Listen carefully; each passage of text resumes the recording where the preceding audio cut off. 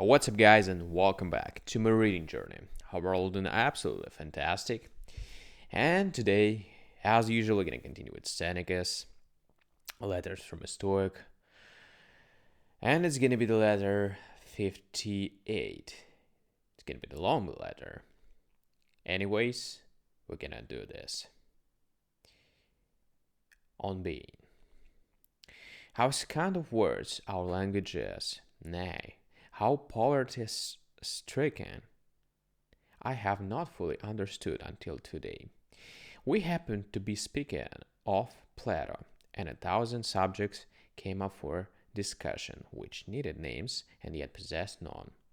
And there were certain others which once possessed but have since lost. Their words because we were too nice about their use. But who can endure to be nice in the midst of poverty? There is an insect called by Greeks oestrus, which drives cattle wild and scatters them all over their pasturing grounds. It used to be called Asalus in our language, as you may believe, on the authority of Virgil. Near Celarus grows an ache alburnus shades of Greek-clad oak trees fleets an insect named Asilus by the Romans. In Greek, the word is rendered oestrus. With a rough and strident sound, it buzzes and drives wild the terror-stricken herds throughout the woods.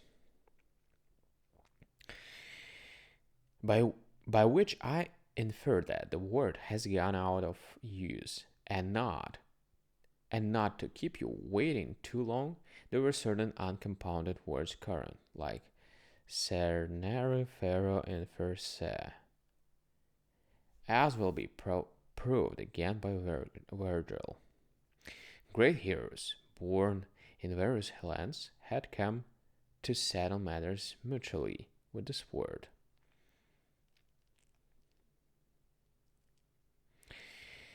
These settling matters we now express by decker, decerner. The plain word was become obsolete. The ancients used to say iuso instead of iusero in conditional clauses. You need not take my word, but you may turn again to Virgil. The other soldiers shall conduct the fight with me, where I shall beat. It is not in my purpose to show, by this array of examples, how much time I have wasted on the study of language. I merely wish you to understand how many words that were current in the works of Ennius and Accius have become mouldy with age, while even in the case of Virgil, whose works are explored daily, some of his words have been fledged away from us. You will say, I suppose, what is the purpose and meaning of this preamble? I shall not keep you in the dark. I desire, if possible, to say the word censure to you and obtain a favorable hearing. If I can not do this, I shall risk it even though it put you out of humor. I have Cicero as authority of the use of this word, and I regard him as a powerful authority. If you desire testimony of a later date, I shall cite Fabianus, careful of speech, cultivated, and so polished in style that he will suit even our nice tastes. For what can we do, my dear Lucilius? How otherwise can we find a word for that which the Greeks call o ear, ovo? Oh, oh,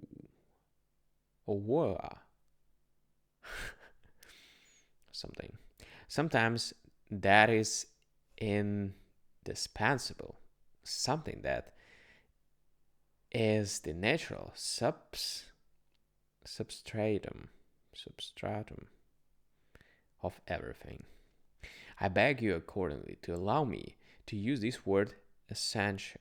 Essential. I shall nevertheless take pains to exercise the privilege which you have granted me with as sparing a hand as possible. Perhaps I shall be content with the mere ride. Yet what good will you indulgence to me if, lo and behold, I can in no wise express in Latin the meaning of the word which gave me the opportunity to rail at poverty of our language? And you will condemn our narrow Roman limits even more when you find out that there is a word of one syllable which I cannot translate. What is this, you ask? It is the word "oh." I hope so. You think me lacking in facility. You believe that the word is ready to hand, that it might be translated by quod est. I notice, however, a great difference. You are forcing me to render a noun by a verb, but if I must do so, I shall render it by quod est. There are 6 ways in which Plato expressed the idea, according to a friend of ours, a man of great learning, who mentioned the fact today, and I shall explain all of them to you, if I may first point out that there is something called genius, genus, and something called species. For the present, however, we are seeking the primary idea of genus, of which the others, the different species, depend, which is the source of all classification, the term under which universal ideas are embraced, and the idea of genus will be reached if we begin to reckon back from particulars.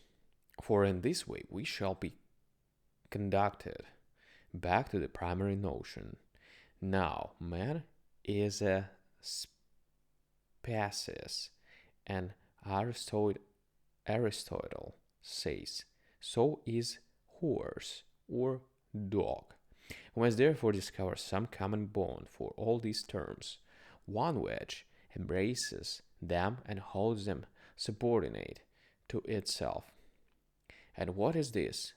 It is animal. And so there begins to be a genus animal, including all these terms: man, horse, and dog. But there are certain things which have life, anima, and yet they are not animals. For it is agreed that plants and trees possible life, and that is why we speak of them as living and dying. Therefore, the term living things will occupy a still higher place because both animals and plants are included in this category. Certain objects, however, lack life, such as rocks. There will therefore be another term to take precedence,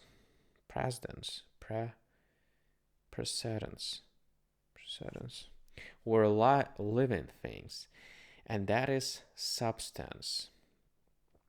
I shall classify substance by saying that all substances are animate or inanimate. But there is still something superior to substance, for we speak of certain things as possessing substance, and certain things of lacking substance. What then will be the term from which these things are derived. It is that to which we lately gave an inappropriate name, that which exists. That which exists.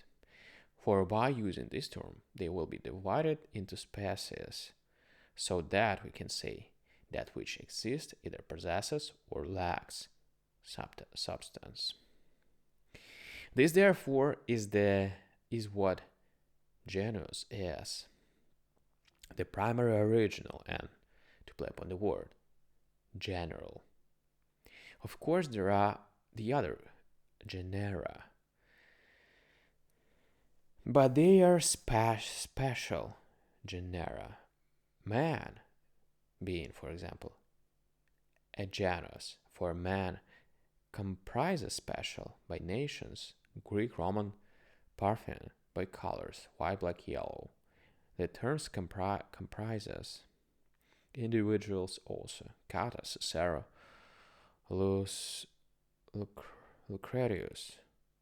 So man falls into the category genus, in so far as it includes many kinds, but in so far as it is subordinate to another term, it falls into the category species. But the genus, that which exists, is general and has no term superior to it. It is the first term in the classification of things, and all things are included under it. The Stoics would set ahead of these still another genus, even more primary, concerning which I shall immediately speak, after proving that the genus, which has been discussed above, was rightly being placed first, being as it is capable of including everything. I therefore distribute that which exists, into these two species, things with and things without substance. There is no third class. And how do I distribute substance? By saying that it is either animate or inanimate. And how do I distribute the animate? By saying certain things have mind, while others have only life. Or the idea may be expressed as follows: certain things have the power of movement, of progress, of change of position, while others are rooted in the ground. They are fat and they grow only through their roots. Again, into what species do I divide animals? They are either perishable or imperishable. Certain of the Stoics regard as primary genus as this something. I shall add the reasons they give for their belief. They say, in the other of nature, some things exist, and other things do not exist. And even the things that do not exist are really part of the other of nature, order of nature. What these will readily occur to the mind. For example, centaurs, giants, and all other figments of unsound reasoning, which have begun to have a definite shape, although they have no bodily consistency. But I now return to the subject which I promised to discuss for you, namely, how it is that Plato divides all existing things in 6 different ways. The first class of that which exists cannot be grasped by the sight or by the touch or by any of these senses, but it can be grasped by the thought. Any generic conception, such as the generic idea, man, does not come within the range of the eyes, but man in particular does. As for example Cicero, Cata, the term animal is not seen, it is grasped by thought alone. A particular animal, however, is seen, for example, a horse or dog. A second class of things which exist, according to Plato, is that which is prominent and stands out above everything else. These, he says, exist in the preeminent degree. The word poet is used indiscriminately, for this term is applied to all writers of verse, but among the Greeks it has come to be the distinguished mark of a single individual. You know that Homer is meant when you hear men say the poet. What then is this preeminent being? God, surely, one who is greater and more powerful than anyone else. The third class is made up of those things which exist in the proper sense of the term. They are countless in number, but are situated beyond our sight. What are these, you ask? They are Plato's our own furniture, so to speak. He calls them ideas, and from them all visible things are created, and according to their pattern all things are fashioned. They are immortal, unchangeable, inviolable. And this idea of, or rather Plato's conception of it, is as follows. The idea is the everlasting pattern of those things which are created by nature.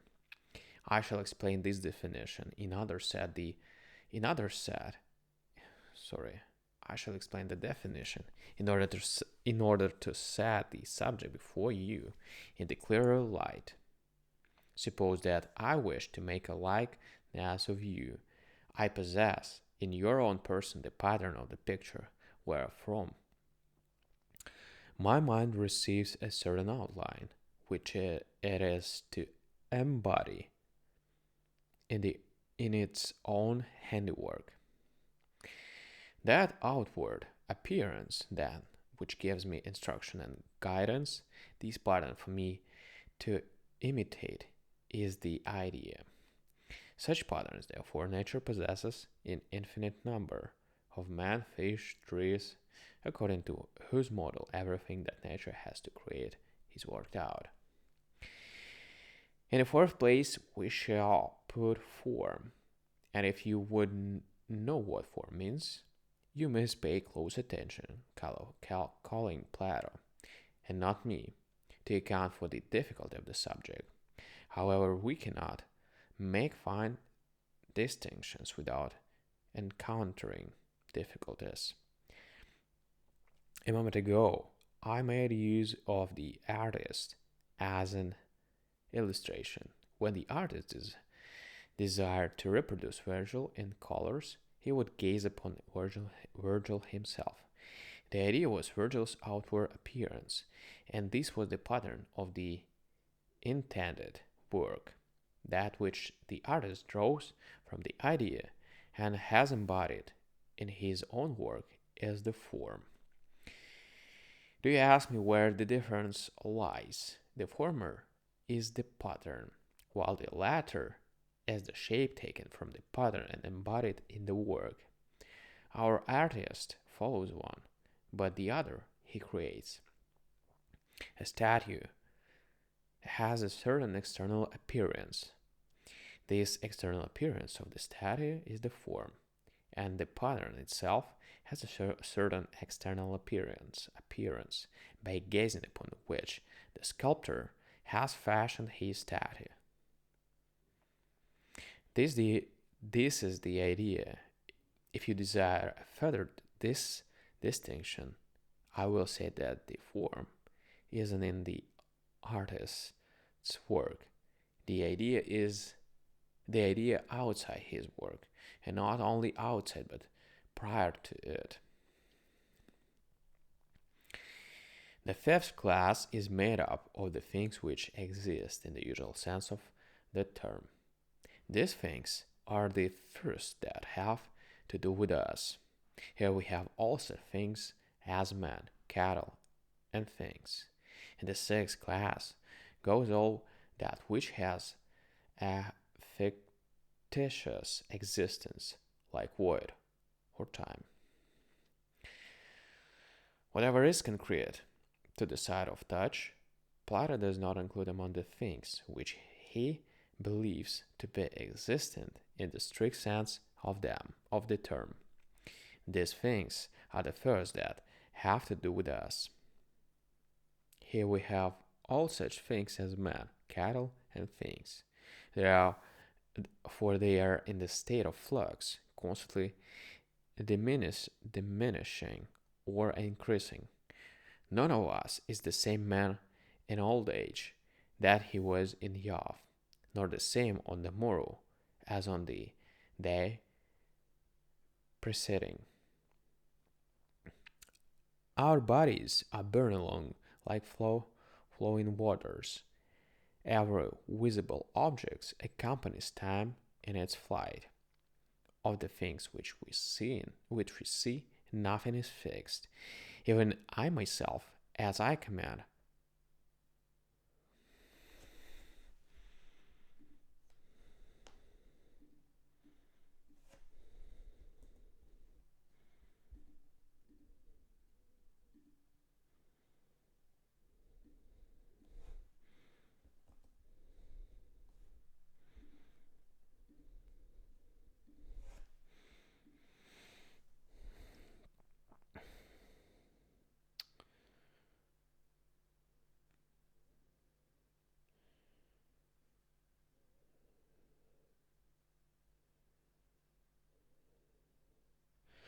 our bodies are borne along like flowing waters. Every visible object accompanies time in its flight.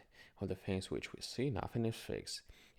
Even I myself, as I comment on this change, I'm changed. Am even I myself, as I comment on this change, am changed myself. This is just what Heraclitus says. We go down twice into the same river, and yet into a different river.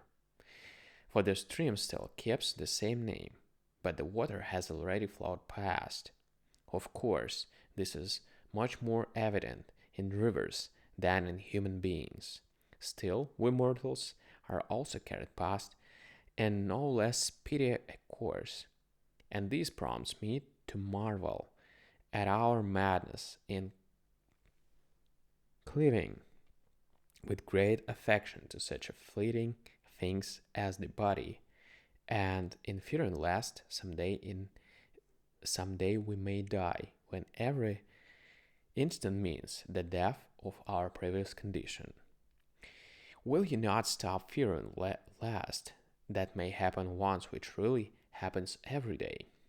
Such much for man, a substance that flows away and falls, exposed to every influence. But the universe, too, immortal and enduring as it is, changes and never remains the same. For though it has within itself all that it has had, it has it in a different way from that in which it has had it. It keeps changing its arrangement. Very well, you, what good shall I get from all this fine reasoning?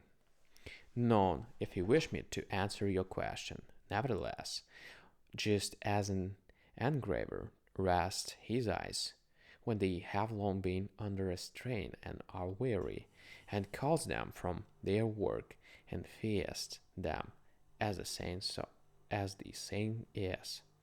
So we at times should slacken our minds and refresh them with some sort of entertainment.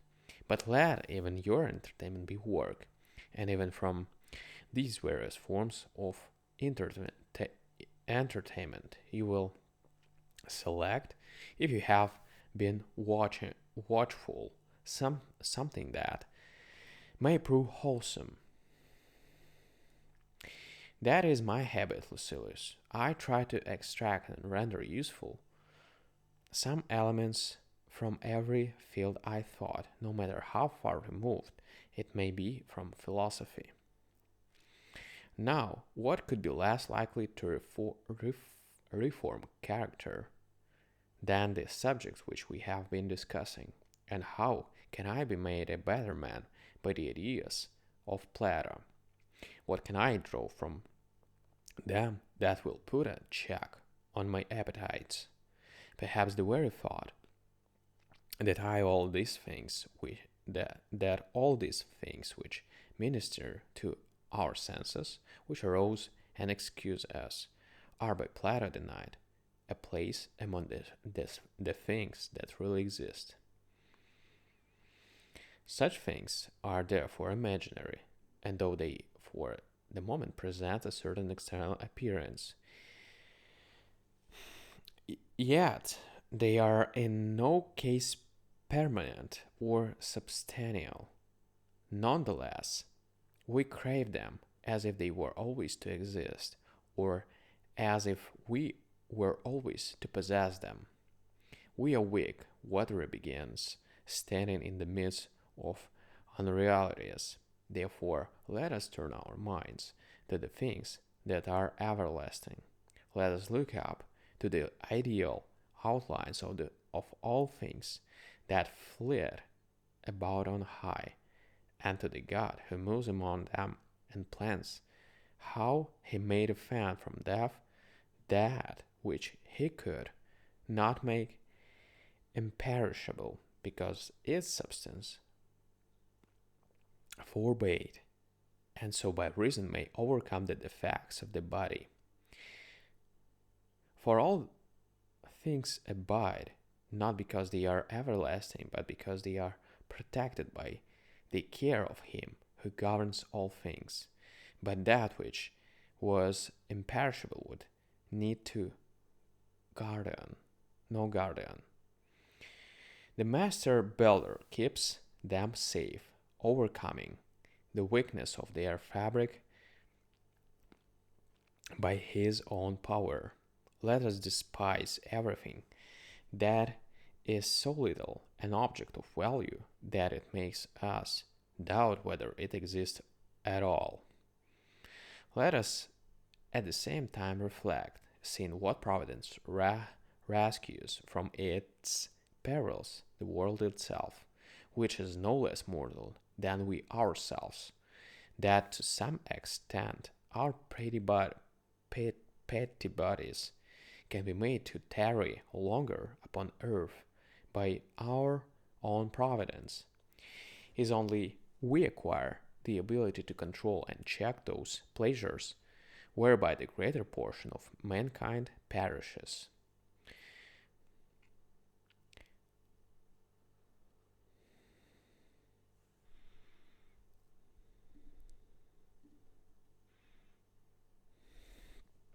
Plato himself, by taking pains, advanced to old age. To be sure, he was the fortunate possessor of a strong and sound body.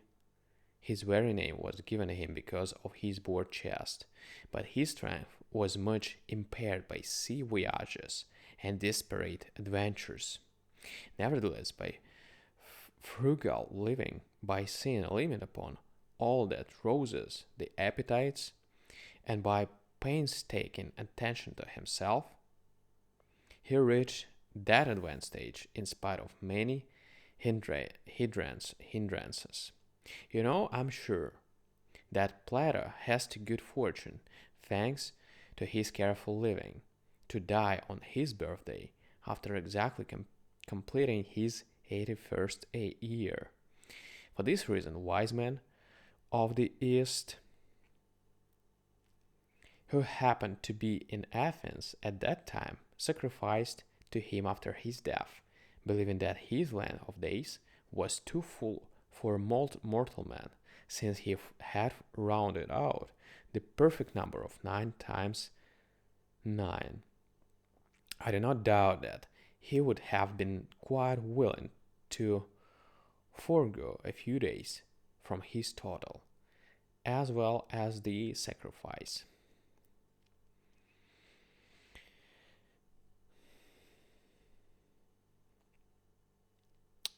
Frugal living can bring one to old age. And to my mind, old age is not to be refused any more than is to be craved. There is a pleasure in being in one's own company as long as possible when a man has made himself worth enjoying. The question, therefore, on which we have to record our judgment is whether one should shrink from extreme old age and should hasten the end artificially instead of waiting for it to come. A man who sluggishly awaits his fate is almost a coward, just as he is immoderately given to wine, who drains the jar dry and sucks up even the dregs. But we shall ask the question also: is the extremity of life the dregs, or is it the clearest and purest part of all, provided only that the mind is unimpaired and the senses still sound, give their support to the spirit, and the body is not worn out and dead before its time. For it makes a great deal of difference whether a man is lengthening his life on or his death, lengthening his life or his death. But if the body is useless for service, why should one not free the struggling soul? Perhaps one ought to do this a little before the death is due, lest, when it falls due, he may be unable to perform the act. And since the danger of living in wretchedness is greater than the danger of dying soon, he is a fool who refuses to stake a little time and win a hazard of great gain.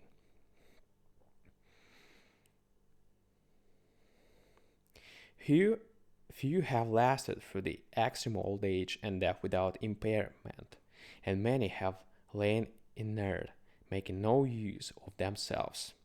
How much more cruel, then, do you suppose it really is to have lost a portion of your life than to have lost your right to end that life?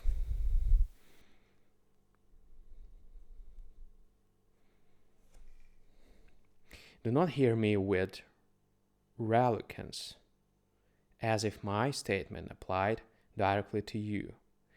But wait what I have to say. It is this, that I shall not abandon old age, if old age preserves me intact for myself, and intact as regards the better part of myself.